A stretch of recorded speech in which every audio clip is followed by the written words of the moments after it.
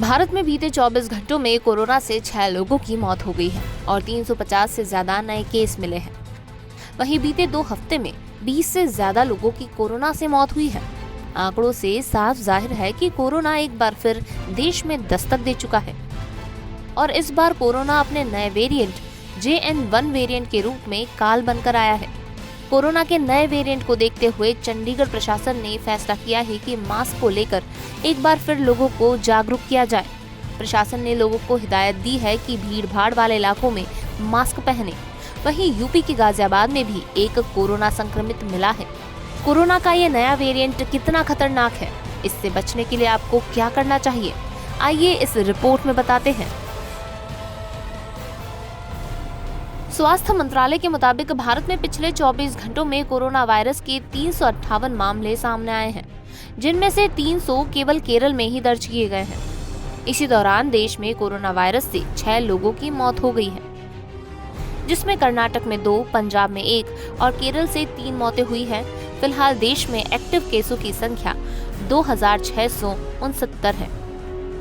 पिछले 24 घंटों की बात करें तो उत्तर प्रदेश में कोरोना के 2 केस आए हैं, महाराष्ट्र से कोरोना के 10 केस आए हैं, कर्नाटक में कोरोना के 13 केस आए हैं तो गुजरात में कोरोना के 11 केस आए हैं।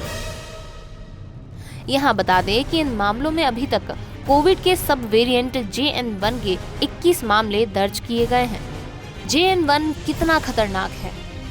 JN1 म्यूटेंट भारत में तीसरी लहर में आए ओमिक्रॉन वायरस फैमिली से ही है।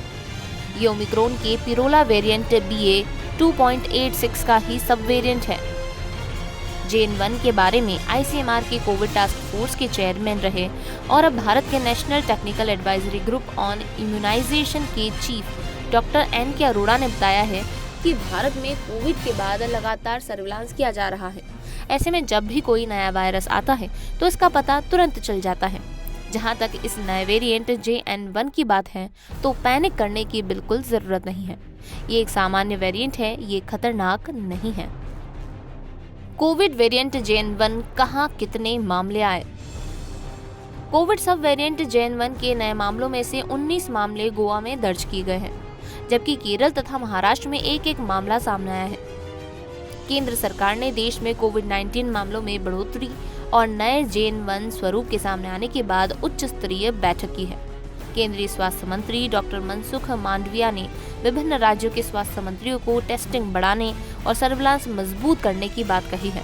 स्वास्थ्य मंत्री मांडविया ने कहा है कि हमें सतर्क रहने की जरूरत है, घबराने की नहीं। एहतियात बरतते रहें। विशेषज्ञों की माने तो कोरोना का ये नया वेरिएंट खतरनाक नहीं है, लेकिन सर्दी जुकाम वायरल में सावधानियां बरतने की जरूरत है। हाथों को साबुन से धोएं, भीड़ भाड़ वाली जगहों पर मास्क पहनें और सभी एहतियात बरतते रहें। कोरोना से जुड़ी ये जानकारी आपको कैसी लगी, हमें कमेंट सेक्शन में जरूर बताएं और ऐसी ही जानकारी के लिए जुड़े रहिए न्यूज़ 18 हिंदी ओरिजिनल्स के साथ।